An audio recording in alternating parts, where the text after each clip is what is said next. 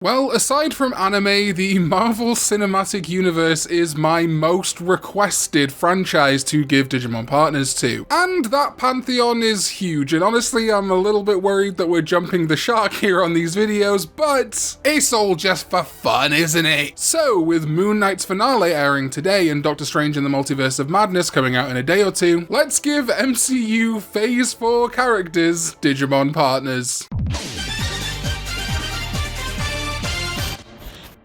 Hello everybody and welcome back to another video, and so many of you requested this. I'm still not sure if I'm actually doing it. Pinch me, is it real? Am I in an Egyptian parallel reality inside my own mind? I also don't normally do giving partner videos back to back, but Marvel has kind of tied my hands this week. Initially, I just wanted to give Digimon partners to our two big players, Doctor Strange and Moon Knight, and maybe their cast. But as Thor Love and Thunder recently got a trailer, it got me to thinking about the greater Phase 4. I'm specifically choosing these partners to be for the MCU storyline, so while the comics might help us, they aren't going to be deciding factors. This is also why for today I'm not giving partners to Jennifer Walters, the next Black Panther, or Kamala Khan, because we just don't know enough about them in the MCU right now to do any really good picks. I could give She-Hulk Ogremon if you wanted, I guess. But we can begin with my all-time favourite superhero, Spider-Man. And the MCU Peter Parker is so different to comics Peter, I ended up asking some of my channel supporters, Dresden Nova and Andrew Sobel, and I think we got to a really good place with it. I'm giving this MCU Peter the rookie Kokuamon. I think the little metal bug, not a spider, I know, works nicely for Peter, especially given many versions of Spider-Man have electric webbing. Then to Searchmon, this being another bug encased in metal, but also bearing the crest of knowledge as a Digi-Egg of Knowledge armor evolution. This of course displays the MCU Peter's great intellect, but Kokuamon and Searchmon combined referenced how for the first two movies, Peter is essentially an Iron Man shadow. I know some people hate this, some people love this, but it's nonetheless a factor of MCU Peter, and I know bugs aren't arachnids, but there are so few arachnid Digimon, and we'll get to them in a little bit. So these bug Digimon act as our kind of stand-ins for the Iron Man and indeed Iron Spider suits. But then we can see that reliance on Stark tech be phased out as Peter's Searchmon will become Climbmon. This of course referencing Spider-Man, well, climbing walls, before finally becoming Shivamon to end out this bug line. With the electricity of them all, echoing as I said electrified webbing, but also the kind of electricity theme of the Peter Tingle or Spider Sense. Now I know what you're saying, where are all the spiders? And I absolutely agree with you. The main thing that's a shame about most spider Digimon is they tend to be quite evil in appearance and demeanor. As such, if we're going for more general comic Spider-Man reference, we could also give Peter Kodokugamon, which was my original pick for MCU Peter, but I definitely saw how Dresden and Andrew thought that Kokuamon would work, so I went with them. Kodokugamon does lack those Iron Man references, but then of course would become Dokugamon, and then to Arukenimon, which would also be a nice reference to Madam Web and the whole Spider-Verse situation, before finally becoming either Parasimon or, and I like this one, Dundevimon, who is quite spider-like in its composure, but also was designed to resemble the comic characters Spawn and Venom. So you could maybe take this darker, more evil-looking spider line, ending in Dundevimon as a reference to the symbiote suit? I don't know. Nothing like starting a video with a difficult one, huh? A sticky spider's web of picks? Anyway, sweet children of mine, it's time for the God of Thunder, Thor Odin's son. I'm giving specifically Thor Odin's son a partner right now because again our details on Jane Foster as Mighty Thor are loose. I think I might follow this video up once Love and Thunder is out and give her a full line based on her appearances, personality and jobs in Thor, Thor 2 and Thor Love and Thunder. Anyway, Thor's rookie is going to be Elekmon,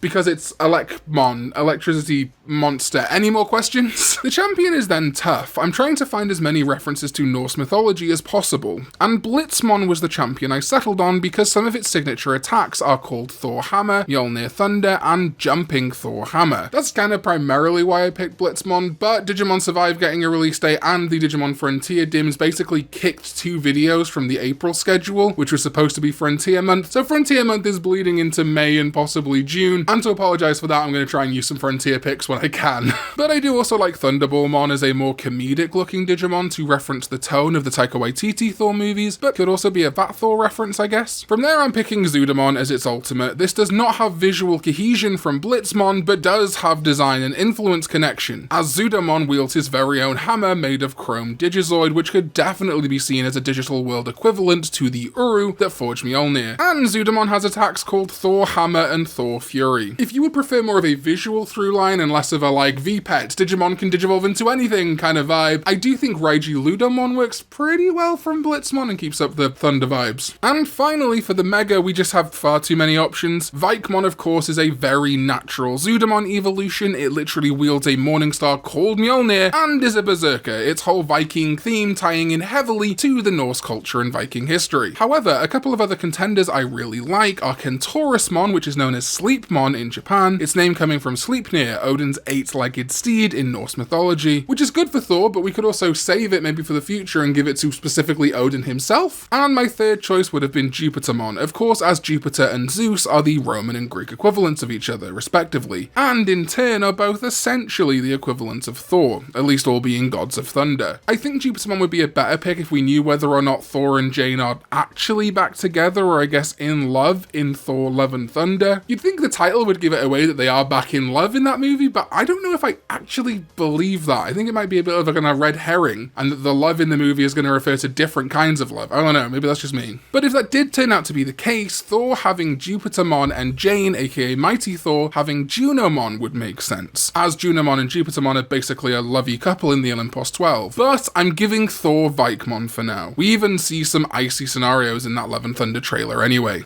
Oh, what's it? You want a partner for Korg? Yeah, I can do that, no problem. My name is Korg. I'm sort of the leader around here. Korg will have Gotsumon to Icemon to Meteormon to Bancho Golemon. I do think it would be super funny and on brand if Korg had these nearly identical Gotsumon evolutions, and then the last one was just this massively overpowered rock titan Bancho Golemon. I just think that'd be really, really funny. We also know Gorr the God Butcher is a villain in this movie, but again do not know how the movie Gorr is going to shake out in comparison to its comic counterpart. So tentatively I have given him Arcadimon as a somewhat visual reference to Gorr, plus Arcadimon's whole world-ending thing, to Duskmon, which is of course some more frontier love, but also has a ton of visual similarities to both All Black the Necrosword and its original wielder before Gorr, Null. Then Duskmon will become Infamon. It's got a creepy white face like Gorr, kind of all I got, but it does lead us visually nicely into the Mega Nidhoggmon. Nidhoggmon gets its name from Nidhogg, who is a snake that gnaws at the bottom of the World Tree in Norse mythology, so feels like a pretty nice pick for Gorr. Shout out to my friend Lambo also, who suggested Titamon and Diaboromon. Diaboromon being a good Infamon evolution that does feel suitably evil, but Titamon in particular would be fun if I did pick Jupitermon for Thor, as Titamon seeks revenge against all the Olympus 12, wanting their heads, which I guess makes it a God Butcher.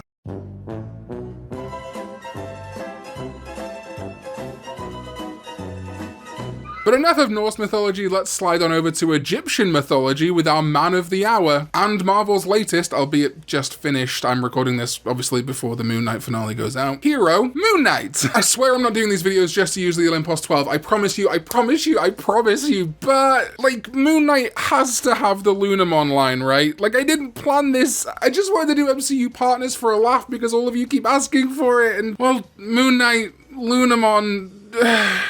My hands have been tied, man. Like, literally the only other choice we have is Moon Millenniummon? Lunamon to Lekismon to Cressamon, of course, work nicely, but then Dianamon actually works even more amazingly because of this card from Hyper Colosseum that has the quote, "It passes the judgment of Moonlight under absolute zero," which is like literally exactly what Khonshu is making Mark Spector do in this series. As a side note, I do actually like Vulturemon for Mark, given the visual look of Khonshu and Mark's mercenary past, but I think to make the blow of using the Lunamon line yet again slightly less annoying, I think it would be fun if Steven's Lunamon digivolved differently. Perhaps to Nefertimon, this armor Digimon acting as a champion to reference how the Steven personality has a much greater knowledge of Egyptian mythos compared to Mark. Nefertimon could then become Mummymon, again to reference Egypt, but also Mummimon's ability to change between a human and a Digimon form, combined with his white bandages, are a great match to Mark, Steven, possibly Jake. I'm like 99% certain Jake's in that finale, but it's not out yet for me. And indeed, Moon Knight and Mr. Knight. And then finally, Mummymon can become Pharaohmon, just to cap off our Egypt references. And also because of the sarcophaguses that we see in Mark's Mind Palace / Afterlife. As for the villain of the piece, the eager vassal of Amit and former vassal of Khonshu, Arthur Harrow, honestly, it's tough. Ultimately, I've decided to give him the rookie Gaussmon solely to act as a good transition to Decadramon, this being one of few crocodile-looking Digimon besides Leviamon, the crocodile imagery obviously being tied to Amit, which will then do that V-Petty Digivolution I talked about earlier to become Bastemon. Obviously another Egyptian reference to Bast or Bastet, but also about as close to a visual reference to Amit that we'll get out of a Digimon. If you took like the bottom half of Bastemon and the head of Decadramon, it would almost look like Amit.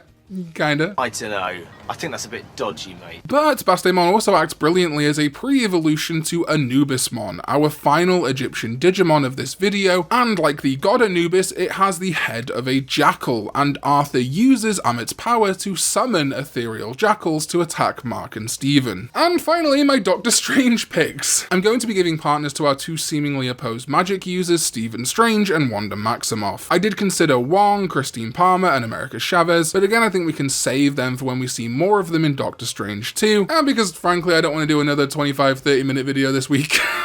So Doctor Strange, I'm going to buck my current trend of giving magic users Rurimon and give him Agumon Expert. This I think acting as more of a reference to Steven's pre-sorcerer days as a doctor. Agumon Expert is definitely more of a professor than a doctor, but it's close enough I think to be a fun matchup, and means I'm not using Rurimon again. His Agumon Expert will then become Wizardmon, a pretty obvious match here. The MCU is full of jokes about Doctor Strange being a wizard, but also Wizardmon is one of a group of Digimon from a parallel world to the digital world called Witchelny, which I actually did a video about in October. You can click this card as always to go check it out. So Wizardmon acts as a nice nod to the upcoming Multiverse of Madness. It will then become Wisemon, which would act as a reference to Steven's time in and the general concept of the Kamatage library, as well as the fact that Wisemon is literally holding objects referred to as space-time stones in its hands, which, yeah, space-time stones. I wonder where we've heard of those in the MCU, specifically tied to Doctor Strange. I also considered Mistymon here, as it is more of a warrior and also hails from Witchelny, which for some reason Wisemon does not appear to, but if we do settle on Wisemon for all its great reasons, that creates a fantastic transition to our final frontier reference, Ancient Wisemon. The ancient part of its name obviously acting as our reference to the Ancient One, and maybe its mirrors acting as a reference to her shiny bald head.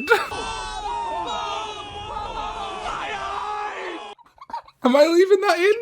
We'll find out. But some parts of Ancient Wisemon's reference book are very interesting, including saying its mirror body connects to the spirit world, another universe, which again throws in multiversal concepts, but also the reference book states Ancient Wisemon's abilities were later passed on to the mutant Digimon. Mutants, huh? I wonder how they're going to factor into the Multiverse of Madness. And finally, our seeming antagonist of Doctor Strange 2 and star of WandaVision, the Scarlet Witch herself, Wanda Maximoff. Because I'm evil, I'm giving her the twin set of Digimon Petite Mammon, to reference the little twin baby she created in her false reality. Tommy and Billy definitely aren't going to become Wiccan and Speed, you guys. Her Petite Mammon will then become Witchmon, another Digimon from Witchelny, and of course is a red or Scarlet Witch. Can you put those pieces together at home? Then Wanda's Witchmon will give a little nod of the hat to MCU theorists and Eric Voss by becoming Mephistomon. Obviously people were hyping up Mephisto for WandaVision and it never happened. It definitely could happen in the future of the MCU, but Mephisto is such a big part of Wanda's story, specifically to do with her twins in the comics, that I think it makes sense regardless. Also showing off Wanda's descent into darkness with its moves like Black Sabbath. And finally, Wanda's Mephistomon will become the less well-known Digimon, Parallelmon. This is a Digimon in the V-Tamer manga, which acts as a sort of MacGuffin to get characters like Davis from Adventure 02 or Taichi from Digimon Adventure 2020 into the world of Digimon V-Tamer, which then has to be defeated. I think visually it works great to digivolve from Mephistomon, but of course this reality-bending, multiverse-mushing Digimon acts as a great parallel,